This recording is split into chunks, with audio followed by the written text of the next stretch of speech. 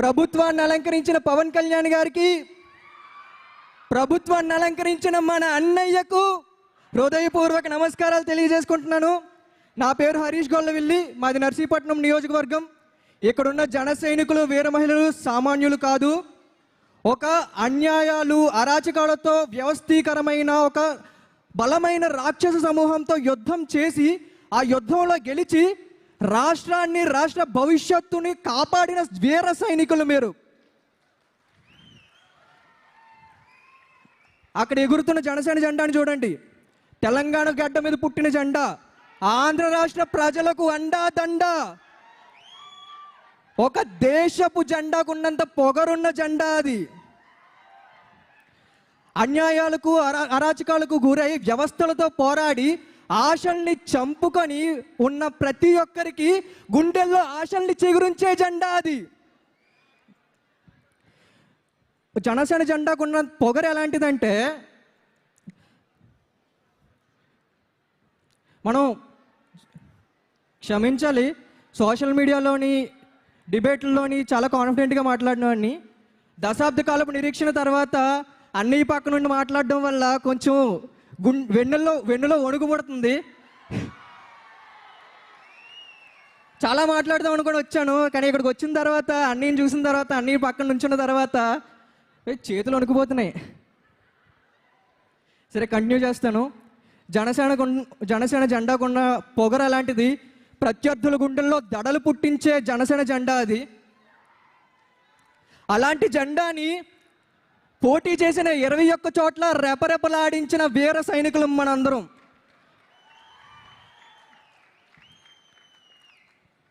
మనం గెలిచిన తర్వాత మనందరం ఎందుకో రిలాక్స్ అయ్యాం అనిపిస్తుంది. మనం ఎవరి కోసం కష్టపడ్డాం? ఉప ముఖ్యమంత్రి పవన్ కళ్యాణ్ గారి కోసమా? అధ్యక్షులు పవన్ కళ్యాణ్ గారి కోసమా? మన అన్నయ్య పవన్ కళ్యాణ్ గారి కోసం కాదా? ఆయన మన అన్నయ్య కాదా? మహాశివుడు విశ్వమంతటికి దేవుడైనప్పటికీ విఘ్నేశ్వరుడికి అన్నయ్య అయినట్టు ఆయన ఉప ముఖ్యమంత్రి అయినా, ముఖ్యమంత్రి అయినా, ప్రధానమంత్రి అయినా కూడా మనకి మాత్రం అన్నయ్యే. ఆయనకి మనకి దూరం 2 గుండెలు మాత్రమే. ఆయన మన సొంత అన్నయ్య. ఇది మన సొంత party, Janasena party. Janasena party కోసం మనం శ్రమించాం, గెలిపించాం. గెలిచిన తర్వాత ఎందుకో కొంచెం రిలాక్స్ అయ్యాం. మనం ఆయన్ని ఉప ముఖ్యమంత్రి స్థానంలో కూర్చోబెట్టాం. ఇది మనకి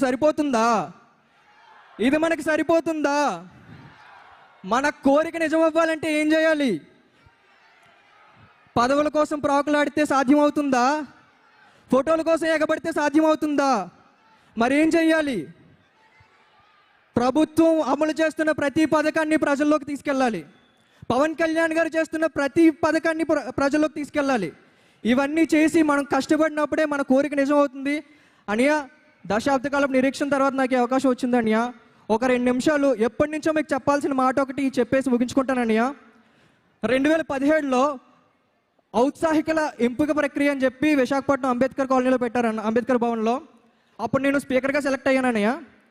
2018 జూన్ 6వ తారీఖున నర్సీపట్నంలో ప్రజా పోరాట యాత్ర చేసే సమయంలో మీతో 10 నిమిషాలు మాట్లాడే అవకాశం దొరికిందనియా. మీరు నా గురించి మొత్తం తెలుసుకున్నారు. అప్పుడు చాలా ఆకతాయిగా ఉండేవాడిని, చదువు మీద శ్రద్ధ ఉండేది కాదు, తల్లిదండ్రులు అంటే రెస్పెక్ట్ ఉండేది కాదు. నా గురించి విని నేను చాలా దిగువ మధ్యతరగతి కుటుంబం నుంచి వచ్చినాననియా. మా నాన్నగారు 2 ఉద్యోగాలు చేస్తూ రెక్కల కష్టంతో నన్ను చదివించేవారు. మీరు నా కథ మొత్తం విని, నీకు జనసేన జెండా పట్టుకునే అర్హత లేదు, నువ్వు ముందు నీ లైఫ్లో ఏదైనా సాధించిన తర్వాతే నా పార్టీ కోసం పనిచేయన్నారు మీరు. ఆ తర్వాత చదువు మీద శ్రద్ధ పెట్టాను, కష్టపడ్డాను, ఉద్యోగం సాధించాను. ఆ తర్వాత జనసేన పార్టీకి మనం ఎలా ఉపయోగపడాలి, మనం ఏం చేయాలి పార్టీ బలోపేతం కోసం అని ఆలోచించి రాష్ట్రంలో జనసేన పార్టీకి కానీ మీకు కానీ విమర్శలు చేసే వాళ్ళకి బలంగా కౌంటర్లు ఇచ్చేవాళ్ళు తక్కువగా ఉన్నారనిపించింది అనియా. అప్పుడు వాయిస్నే నా బలంగా డెవలప్ చేసుకున్న తర్వాత రఫ్ ఆడించడం స్టార్ట్ చేశానని. ఒక్కొక్కరిని ఎవరైనా మిమ్మల్ని విమర్శించారా? వైసీపీ వాళ్ళు ఒక్కొక్కరిని రఫ్ ఆడించేవాడిని. కొందరు అప్పట్లో అడ్రస్ పెట్టు బ్యాచ్ ఉండేవాళ్ళనియా. ఫోన్లు చేసి నేను చంపేస్తాం, నరికేస్తాం, అడ్రస్ పెట్టు అనేవాళ్ళు. మనం ఏమైనా తక్కువ? మనల్ని ఎవడరా ఆపేది మోటివేషన్తో ముందుకెళ్ళే వాళ్ళం మనం. నేను కూడా రండ్రా ఎంతమంది వస్తారు రండి, నేను ఒక్కడనే వస్తాను చూసుకుందాం అని చెప్పి అడ్రస్ పెట్టేవాడిని. మంగళగిరి పార్టీ ఆఫీస్ అడ్రస్ పెట్టేసేవాడిని. అది